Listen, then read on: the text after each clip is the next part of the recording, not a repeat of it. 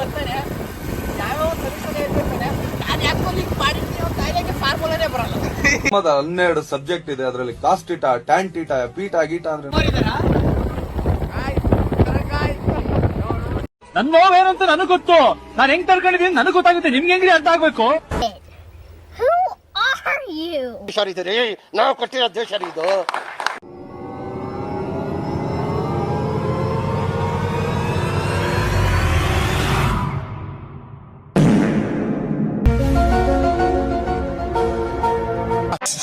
ಎಲ್ಲ ಬರ್ತಾರೆ, ಅಲ್ಲೇ ಇರಪ್ಪ.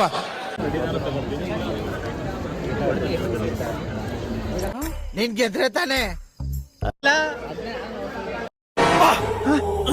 ಯಾರ ಅವಳು ಹುಡುಗಿ ದೇವತರ ಅವಳೆ. ಯೂಟ್ಯೂಬ್ ಬ್ಲಾಗ್ ಅದು ಫ್ರೀ ಇದ್ದೀರಾ? ಬರೀ ಇಂಥದೆಯಾ? ಈಗ ನಿಮ್ಮ ಹೆಸರು ಆತ? ಈಗ ನಿಮ್ಗೊಂದು ಪ್ರಶ್ನೆ, ನೀವೇನಾದ್ರು ಉತ್ತರ ಕೊಟ್ಟು ನಮ್ಮ ಕಡೆಯಿಂದ ಒಂದು ಸ್ಮಾಲ್ ಇದು ಗಿಫ್ಟ್ ಇರುತ್ತೆ. ಲವ್ನಾಕ ಯಾವ ಏಜಲ್ಲಿ ಮಾಡಬೇಕು, ಯಾವ ಥರ ಮಾಡಬೇಕು ಅಂತ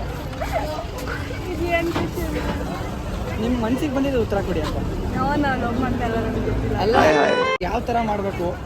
ಹುಡುಗರು ಪ್ರೂವ್ ಆಗಿದ್ರು ಹುಡುಗಿರು ಯಾಕೆ ಬಿಟ್ಟು ಹೋಯ್ತಾರೆ ಅಂತ. ಹುಡುಗರು ಬಿಟ್ಟೋಗಲ್ಲ ಯಾವತ್ತು.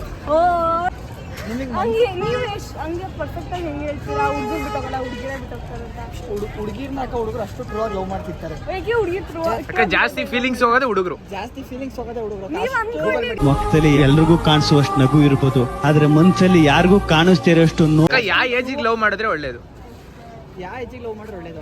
ಲವ್ ಮಾಡೋದೇ ಬೇಡ ಅಷ್ಟೇ.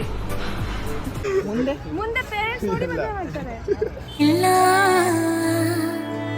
ಅಪ್ಪ ಐ ಲವ್ ಯು ಪಾ. ಹುಡುಗರು ಅಷ್ಟು ವೇಟಿಂಗ್ ಅಲ್ಲಿ ಇರಲ್ಲ. ಇದು ಆಕ್ಚುಲಿ ಚೆನ್ನಾಗಿರೋದು. ಹುಡುಗರಿಗೆ ಒಂದು ಮಾತು ಹೇಳಿದ್ರೆ ಏನಂತ ಹೇಳ್ತೀರಾ? ಮಾಡ್ಬೇಕೋ ಬೇಡ? ಮಾಡಿದ್ರೆ ಲಾಯಲ್ ಆಗಿರೋದು.